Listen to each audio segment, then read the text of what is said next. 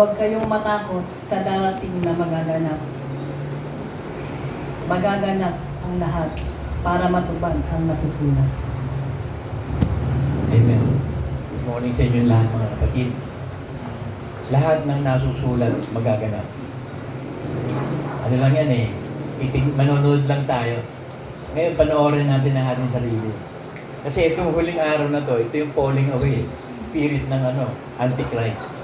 Kasi sabi ng Bible sa Thessalonians, hindi maaaring bumaba ang Panginoon hanggat hindi mo na maganap ang falling away. Kaya ang kailangan mong gawin sa sarili mo, be sincere with your soul. Desisyon na to. Maging sincero ka talaga, maging totoo kang Kristiyano. Kasi walang makakaalam na hindi ikaw lang at saka Diyos.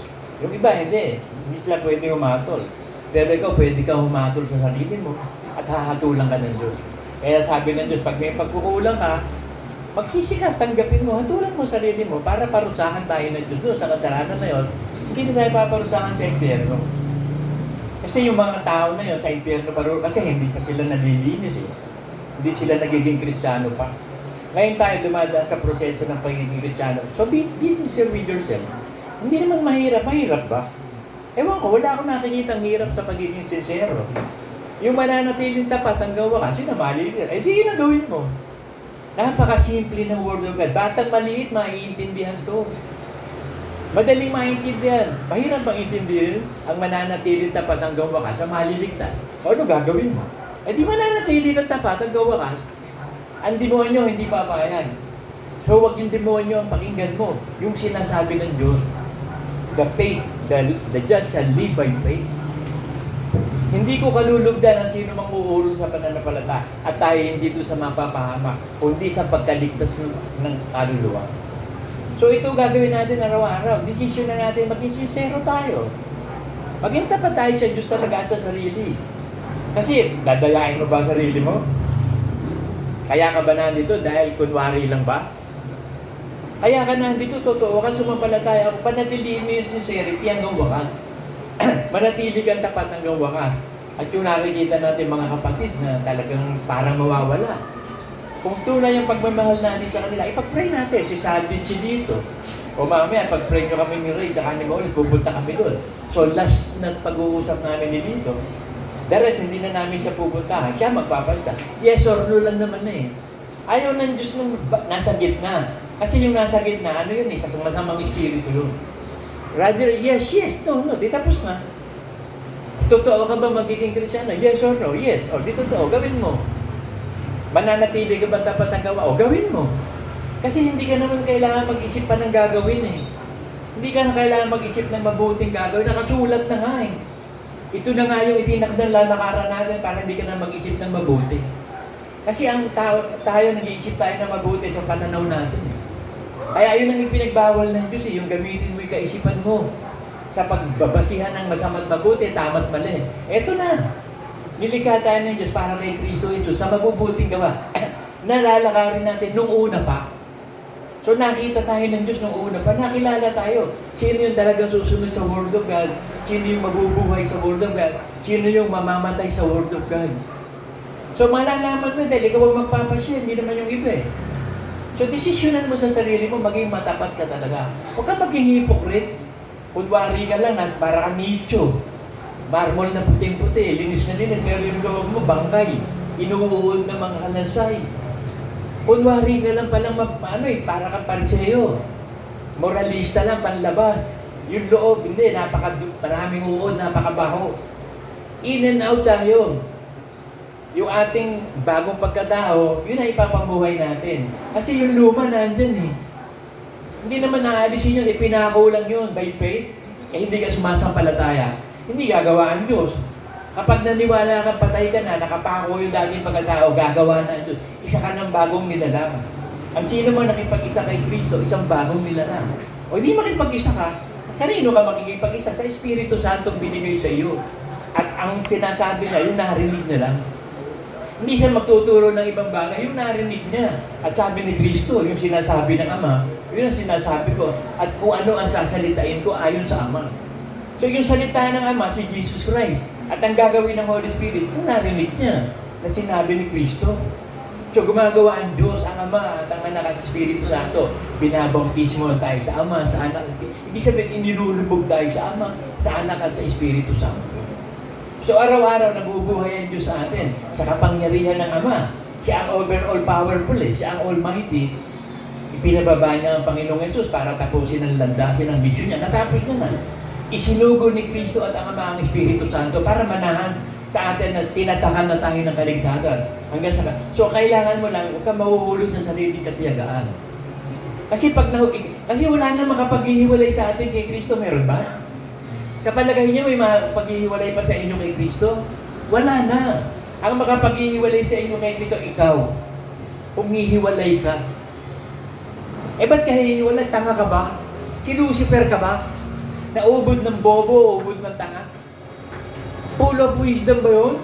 Perfect in beauty. Ngayon ba, perfect in beauty pa ba siya? Iba na pinili niya ngayon. Siguro, napakapangit na. Full of wisdom siya. Pero yung wisdom niya, galing sa kanyang sarili Hindi galing sa Diyos. Inihiwal niya wisdom of God May nakapaghiwalay kay Lucifer siya. Intentional siyang humiwalay Alam niya na lahat Paki-ikot mo nga sa akin doon. Tapat mo sa akin. Ayan. Kahit umiikot na lang kasi pagbabasa ko, hahanginin. Ayan, okay, salamat. So wala na makapaghihiwalay. Basahin natin. Romans 8:35.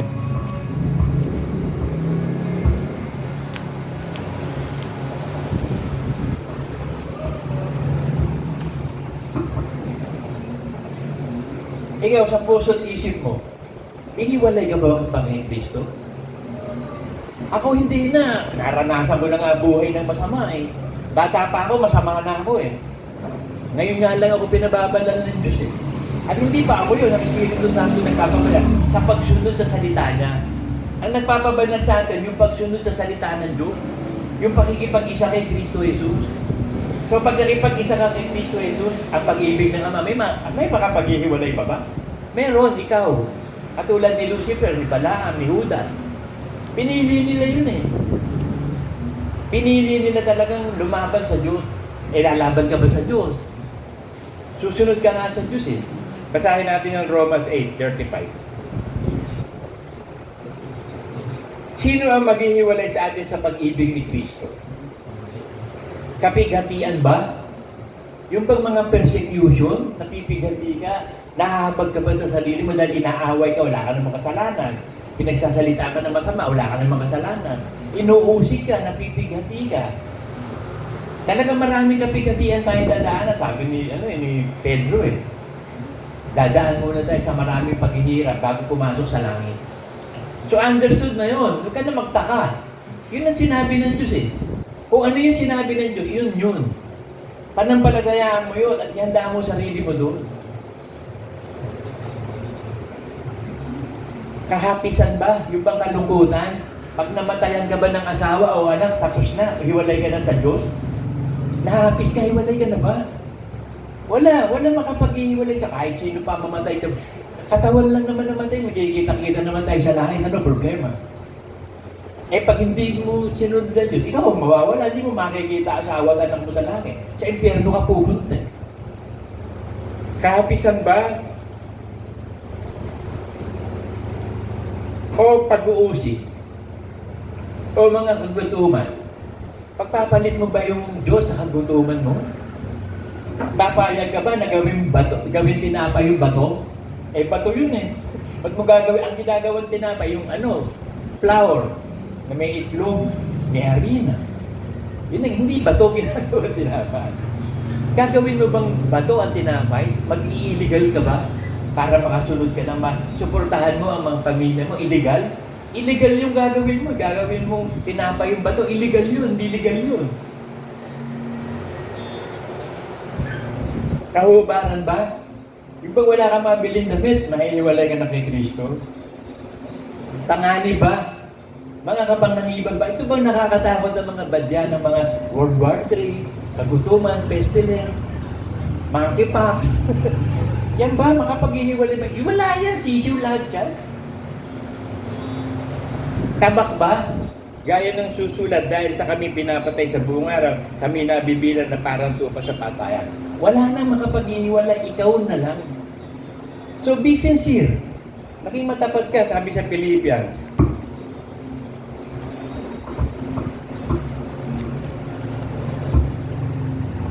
Philippians 1:10-12. Upang inyong kilalanin ang bagay na magagaling, upang kayo maging mga tapat at walang kapintasan hanggang sa kaarawan ni Kristo. So magiging perfect pala tayo, walang kapintasan. Pero yung magagaling na, ano ba yung magagaling na bagay? Salita ng Diyos. Magpakayaman tayo sa aral ni Kristo. Maging para tayong baby, laging umiinom ng gatas ng salita.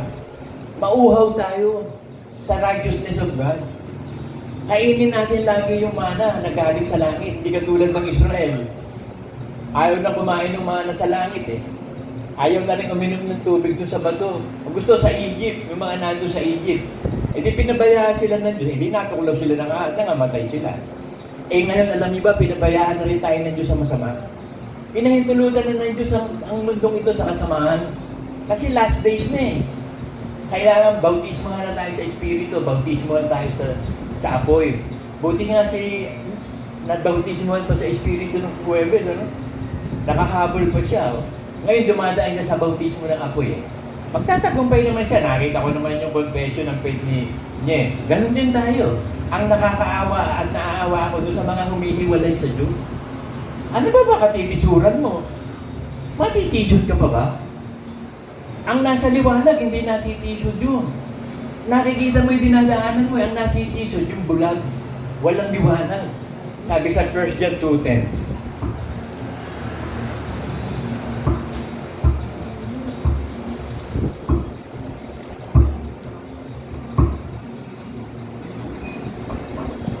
Ang umiibig sa kanyang kapatid, nananahan sa liwanag. At sa kanya, walang anumang kadahilan na ikatitisod. So wala ka nang katitisod. You don't see evil, you don't hear evil.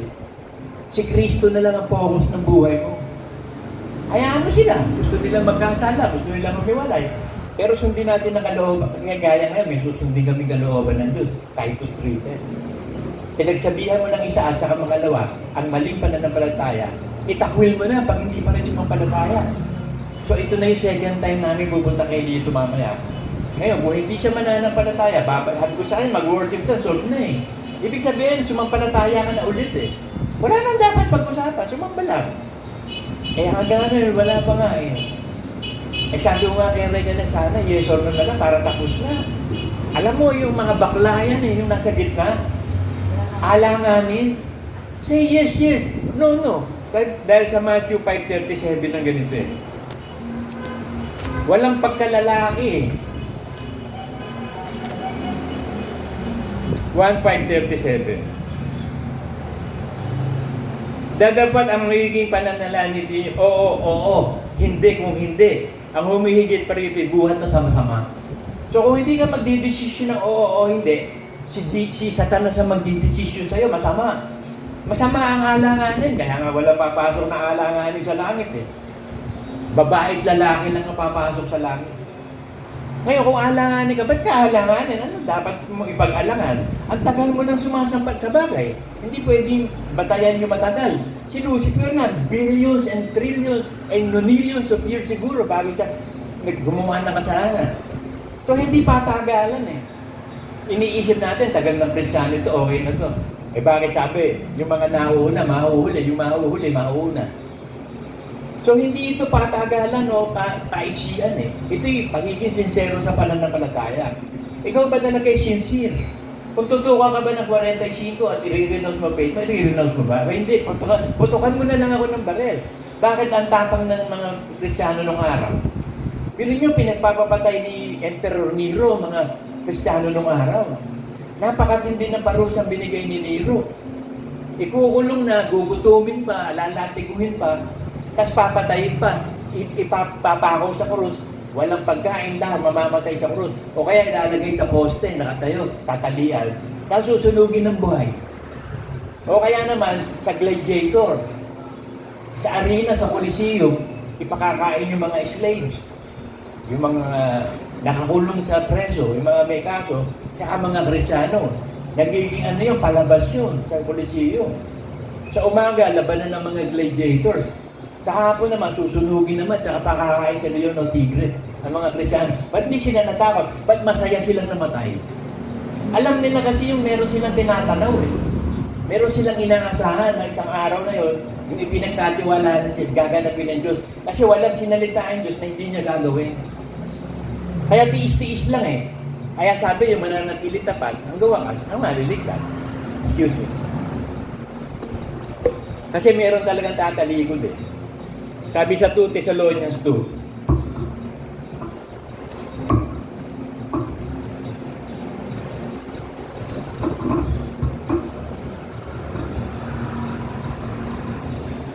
Thessalonians 3:4. Huwag kayong padaya.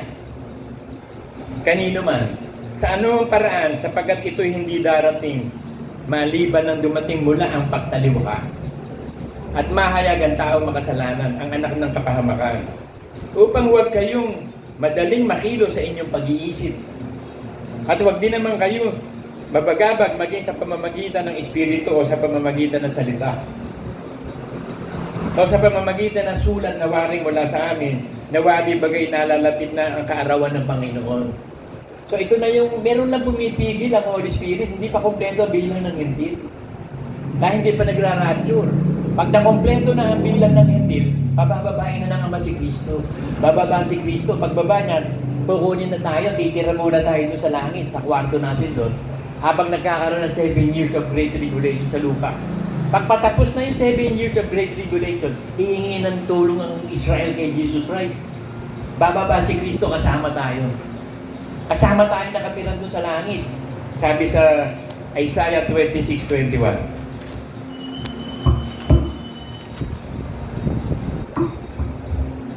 Umpisa natin sa 20. Ikaw ay parito, bayan ko. Pumasok ka sa iyong silid at isara mo ang iyong mga pintuan. Sa palibot mo, magkubli ka ng sandali. Hanggang sa ang galit ay makalampas. Yung wrath of God, 7 years of great tribulation. Ibibigay ng Diyos yung galit niya sa mga masasama, sa hindi mananampalataya, sa mga wicked. Kung paano nagkaroon ng salot nun sa Egypt, doble nun. Grabe, doble nun ang gagawin ng Diyos sa great tribulation na hindi na uulitin pang muli. Sapagkat narito ang Panginoon ay lumalabas mula sa kanyang dako upang parusahan ang mga nananasa lupa dahil sa kanilang kasamaan. Ililitaw naman ng lupa ang kanyang dugot, hindi na tatakpan ang kanyang pangmatay. So, dadali muna tayo doon sa kwarto natin sa langit. Itira tayo doon ng ilang sandali. Ewan ko, ilang segundo tayo doon. Kasi iba yung time sa lupa, iba yung time doon sa langit. Doon sa langit, sa lupa, may umiikot na earth. 7 years na yun. Compute mo yun, ilang hours yung ikot nun. After 7 years ng Great Tribulation, pabababain na tayo ng Panginoon, kasama na siya. Pagbaba natin, kasama siya, lilipulin ni Kristo ang lahat ng kalaban ng Israel. Papatayin niya ng kanyang hininga. Tapos magsisimula na yung millennium period. Tayo mga kasama niya, mag-ahari siya, tayo kasama ng 1,000 taon. At tayo bibigyan ng mga pwesto sa gobyerno. Itatatag ni Kristo yung gobyerno ng Diyos sa lupa. So kailangan niya ng mga katulong, mga presidente, vice-presidente, administrator na mag-aasikaso sa bawat bansa. Hindi natin alam kung saan tayo i-assign. Pero ang Israel, sinabi, maghahari sila. Mangangasiwa sila sa Israel, yung mga Israelites. Tayo hindi, Gentiles tayo. Maaaring Gentiles yan. Ang importante kasama ka.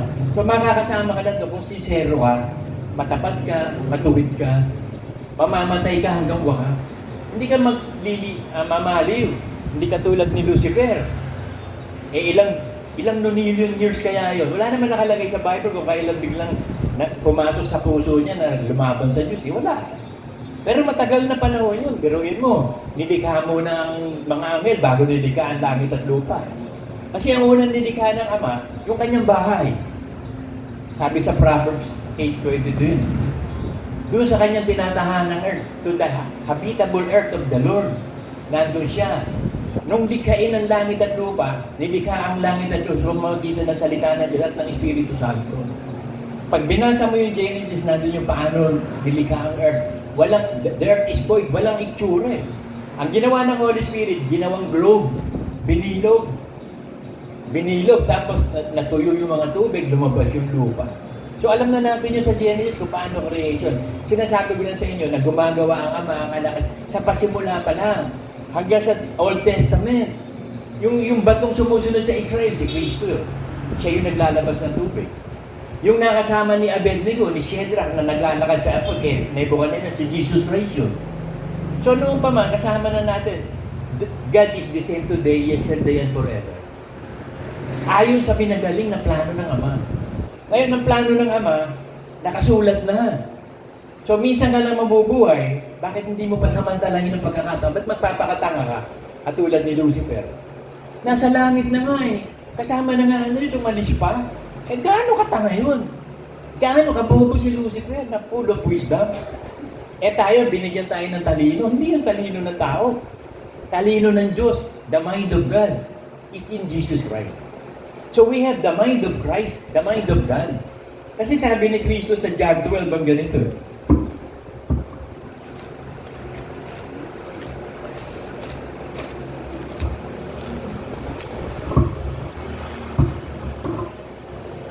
Ang nagtatakwil sa akin at hindi tumatanggap sa akin mga pananalita ay mayroong isang hahatol sa kanya.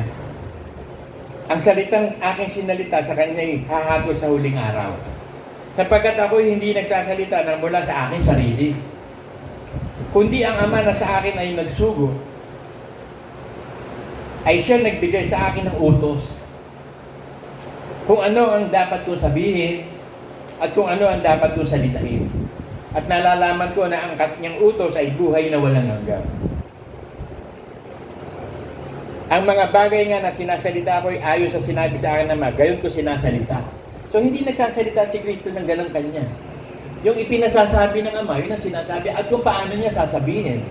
Ngayon sabi dun sa ano naman, sa John naman, at ang Espiritu, pag dumating sa inyo ang Espiritu na katotohanan, papatnubayan kayo sa lahat na, sapagkat ang Espiritu sa atin magsasalita ng bagay na marinig niya, at magsasabi ng bagay na darating.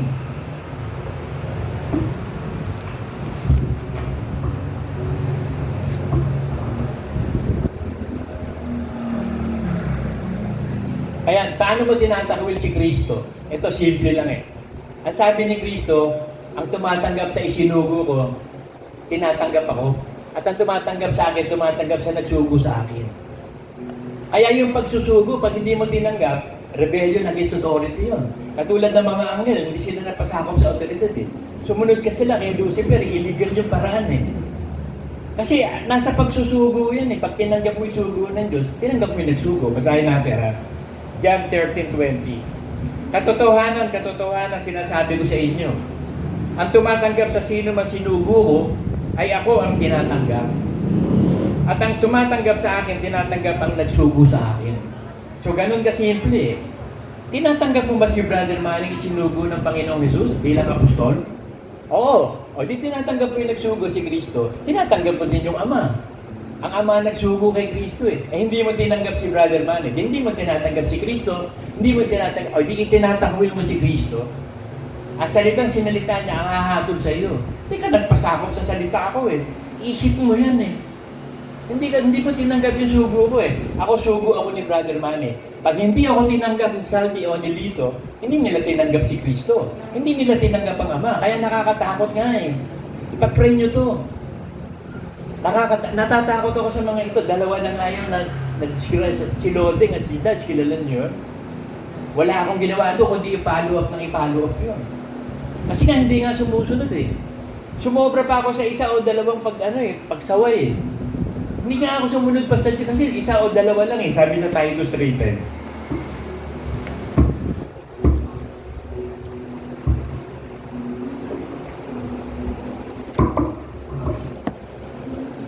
Ang taong may maling pananampalataya, pagkatapos ng una at ikalawang pagsaway, itakwil mo na. Pero ako hindi ako nagtatakwil eh. Itakwil mo sarili mo. Hindi ako nag-excommunicate mo yung sarili mo. At saka ako na lang sasabihin kapag narinig ko na sa bibig mo na ayaw mo na. At sabi ko nga, yes or no lang.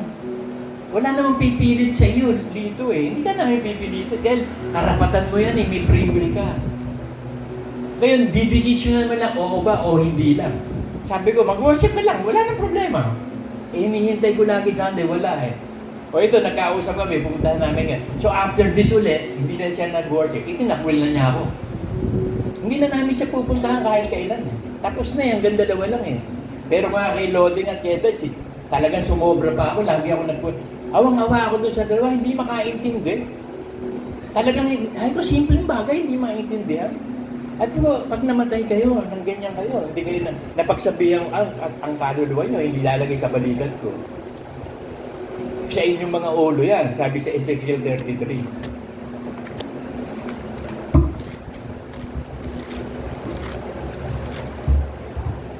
Pag hindi mo pinagsabihan ng tao sa kanyang kasamaan at namatay, ipapato sa balikat mo, ang kaluluwa. Pero kung namatay, gumagawa siya naman, hindi na.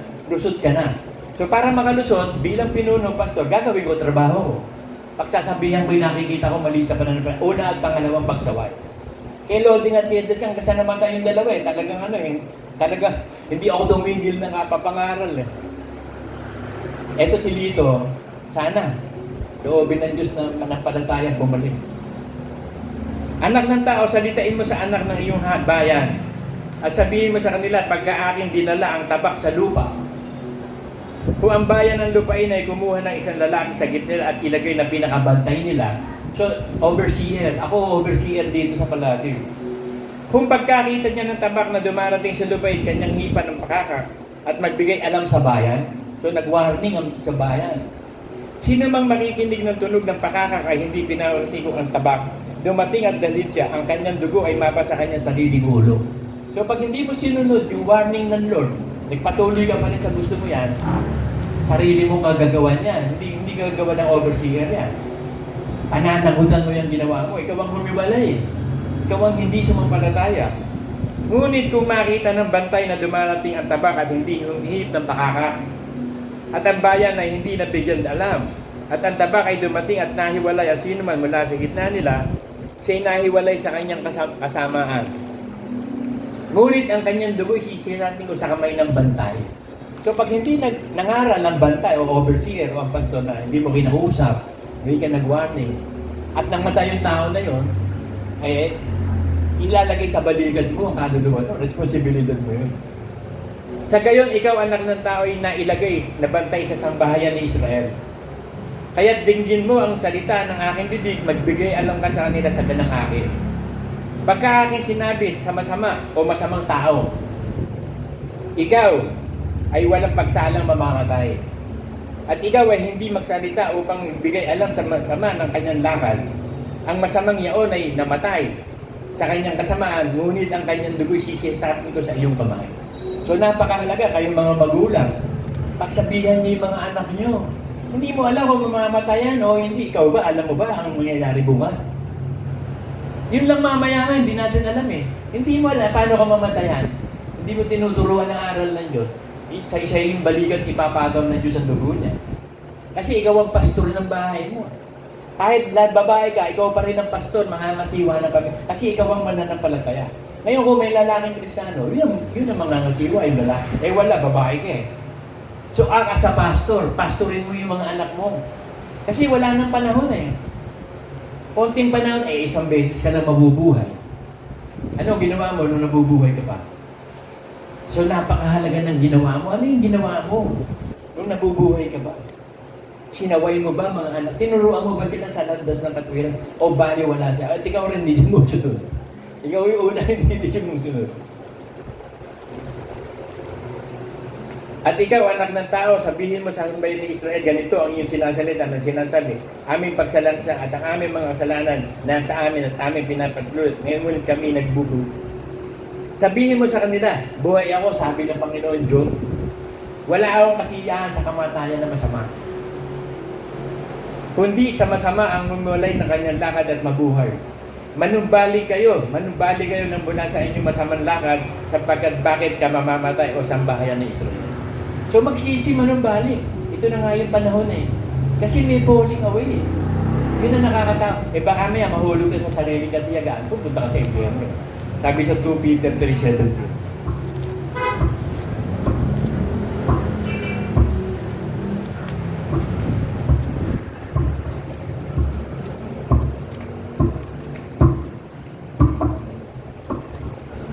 Kasi ang kalaban talaga natin, sarili natin eh. Kasi talo na si Satanas nga eh. Nahulog na nga like a falling star eh. Bumaksak na si Satanas eh. Sabi sa 2 Peter 3:7, kaya nga mga minamahal, yamang nalalaman na ninyo ng una ang bagay na ito, magsipag-iingat kayo. Ba't ka pinag-iingat? Kasi ikaw ang kalaban eh. Ikaw ang magdadala sa iyo sa sarili sa impyerno. Hindi si Satanas, ikaw. Baka kung maligaw kayo sa pamamagitan ng kamalian na masama, ay mahulog kayo sa inyong sariling katiyagaan. You fall away. Nahulog ka. Hindi ka na nagtiyaga. Ang mananatiling tapat hanggang wakas, yun nga maliligtas. Ba't di ka na natiling tapat? Eh, alam mo na. Alam mo na eh. Sana kung hindi mo alam. Hindi ibibilang sa iyo kasalanan, hindi mo alam eh. Ba't yung mga bata pupunta sa langit? Hindi nila alam ang kasalanan. Wala silang kasalanan. Kaya lahat ng isinisilang na sanggol, dire-diretso sa langit yun. At yung mga batang lumalaki na wala pa sa accountability. Hindi pa nila alam ang tama't mali o aral ng Diyos. Hindi pwedeng dalhin sa impyerno. Wala eh. Hindi sila accountable eh. Pero ikaw, accountable ka. Nakakaintindi ka na eh. Ng kasalanan eh. Kaya sabi ng Diyos, mag-usap nga tayo. Magkatuwiranan nga tayo. Kahit ang kasalanan mo'y napakalaki, patatawanan kita. Kahit pulang-pula pa ang kasalanan mo, gagawin kong puti. Mag-usap tayo. Ano tayo? Sabi sa Isaiah,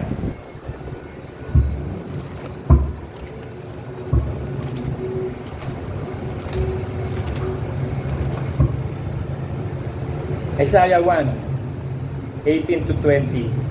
Magsiparito kayo ngayon at tayo'y magkatuwiranan. Sabi ng Panginoon, bagamat ang inyong kasalanan ay maging tila maputi, magiging maputi na parang niebe. Kahit matingkad na pula, magiging parang balahibo ng tupa. Kung kayo magkusa at masunod rin, kayo magsisikain ng buti ng lupain. Ngunit kung kayo magtanggit, maghimagsig, kayo lilipulin ng tabak, sapagkat sinalita ng bibig ng Panginoon. So kung hindi ka magsisisi, lilipulin ka. Sa impyerno ka pupunta. Pero kung magsisisi ka, kakain ka ng buti ng doon, lahat ng masaganang pagpapala, ibibigay sa'yo. Kailangan lang magsisi. Kasi marami tayo, lalo yung intentional na kasalanan. Muli mong ipinapako sa krus si Kristo eh. Wala nang hain pa para sa'yo. At kapag dumami ng dumami, palalayasin ka na ng Diyos. Hindi ka na makakaunawa. Dahil hindi mo inibig ang pag-ibig ng Diyos, bibigyan ka ng Diyos ng deception. Sabi sa 2 Thessalonians.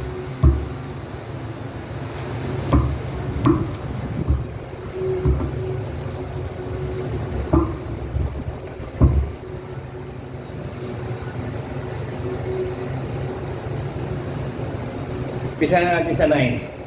2 Thessalonians 2:9-12.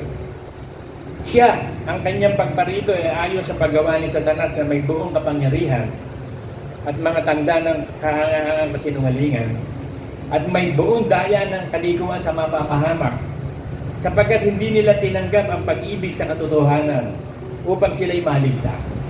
At dahil dito, pinadadala sa kanila ng Diyos ang paggawa ng kamalian upang magsipaniwala sila sa kasinungalingan. Upang mahatulan silang lahat na hindi nagsisimpalata sa katotohanan, kundi nalulugod sa kalikuan. So hayaan na ng Diyos, at tigas ng ulo mo eh. Pinakikiusapan ka na ng Diyos lagi eh. I beseech you, brethren, for the mercy, give your bodies a living sacrifice. Magsisi na kayo. Lagi nandun yung pastor mo, nagmamakaawa sa'yo na, magsisi ka na, manumbalik kayo sa eh, ang tigas pa rin ng ulo mo, bibigyan ka ng espiritu ng ng deception ng Diyos. Katulad ni Saul, na sobrang sama ni Saul, ang ibinigay ng Diyos sa kanya, masamang espiritu. Kailangan patugtugan siya ng David para mapayapa siya. Puro masamang espiritu na sa kanya. Ganun ang gagawin ng Diyos. Pag ayaw mo magsisi, sige, ayaw mo magsisi, sige. Ipadadala sa iyo ang deception para maniwala ka sa kasinungalingan. Hindi ka na maliligtas. Sino may kasalanan? Ikaw. Nasa 2 Peter 2:20 ginawa mo eh.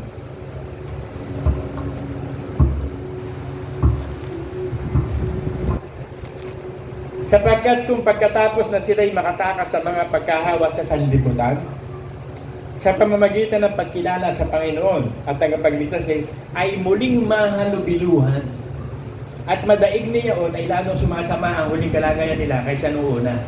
So natalo. Yung bagong pagkatao na dapat ipamuhay mo, ang naghari sa iyo, yung luma. Natalo. So sabi ng Bible, sapagkat magaling pa sa kanila ang hindi nakakilala ng daan ng katuwiran. Sana hindi ka na naging Kristiyano.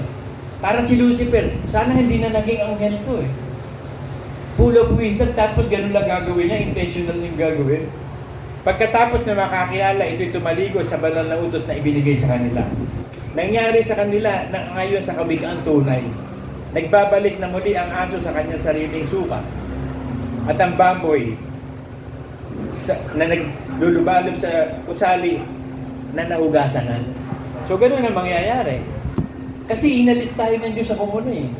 Hindi ka naman makakaalis ka ba sa kumunoy mag-isa? Sinabi sa internet niyan, pag nakakumunoy ka, huwag kang gagalaw. Kasi habang gumagalaw ka, lulubog ka ng lulubog. Ang gagawin mo, hihiga. Habang tumaas yung tuhod mo, hihiga ka para hindi lumubog ng lumubog. So nandun ka pa rin sa kumunoy, nakahiga ka nga na. Ang kailangan yung iligtas ka sa kumunoy. Yan, pwede magligtas lang sa atin ang Panginoong Yesus eh. Inabot niya yung kamay niya sa atin, hinawakan natin ang kamay ni Kristo, inalis tayo sa kumunoy. Nilinis tayo ng tubig na may salita. So ngayon malilinis na tayo, lalakad tayo sa mundo, magkakaroon lang ng dumi yung paa mo. Kasi nasa mundo pa tayo eh, nabubuhay pa tayo sa katawang makasalanan. So nagkakasala tayo, nalalagyan ng dumi ang ating paa. Kaya sabi, maghugas kayo ng mga paa ng isa't isa. Pray one to another. Kasi nadudumihan ng paa natin, nasa mundo pa tayo eh. Pray one to another. Pag nakita mo, mayroong problema kapatid mo na hindi naman sa ikamamatay. Pag pray mo, patatawarin ng Diyos yun. Ang panalangin ng matuwid, malaking nagagawa, sabi sa James.